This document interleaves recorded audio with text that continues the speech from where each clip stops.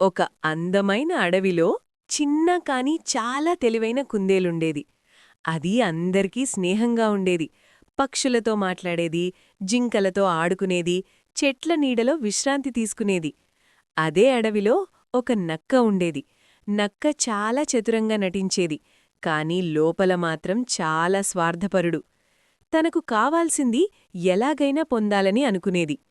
ఒకరోజు నక్క చాలా ఆకలిగా అడవిలో తిరుగుతూ ఉంది. ఎక్కడ చూసినా ఆహారం దొరకలేదు.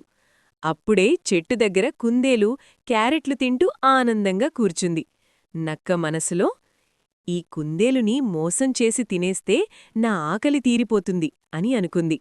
నక్క నవ్వుతో దగ్గరకు వచ్చి, ఓ కుందేలు, నువ్వు ఎంత అందంగా ఉన్నావో నిన్ను చూసి నాకు చాలా సంతోషంగా ఉంది అన్నది. కుందేలు అనుమానంగా చూసింది కాని నక్క మాటలు వినిపించుకుంది. నక్క మళ్ళీ చెప్పింది, అడవిలో ఒక బంగారు క్యారెట్ల తోట ఉండట.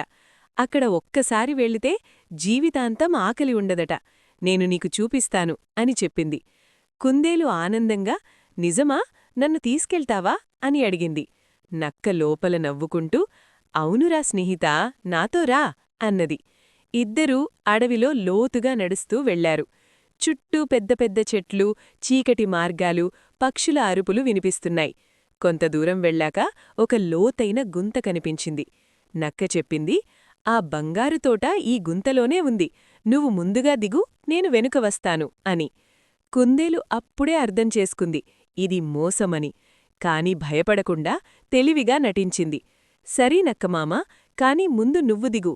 నువ్వు దిగితే అక్కడ సురక్షితమని నాకు తెలుస్తుంది అన్నది. నక్క క్షణం ఆలోచించింది, కాని ఆకలి ఎక్కువగా ఉండటంతో గుంతలోకి దూకింది. అప్పుడే పెద్ద శబ్దంతో ధబ్ అని పడిపోయింది.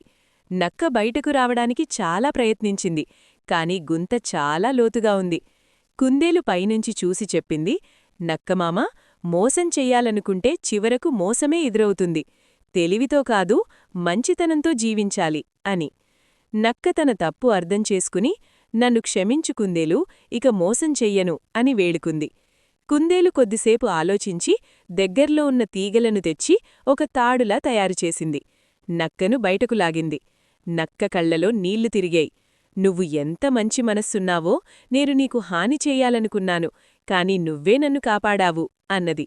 అప్పటినుంచి నక్క మారిపోయింది. ఇక ఎవ్వరినీ మోసం చెయ్యకుండా నిజాయితీగా జీవించింది. కుందేలు, నక్క మంచి స్నేహితులయ్యారు. అడవిలో అందరికీ సహాయం చేస్తూ సంతోషంగా జీవించారు. నీతి: మోసం చివరికి మనకే నష్టం తెస్తుంది. తెలివితో పాటు మంచితనం ఉంటేనే నిజమైన విజయం.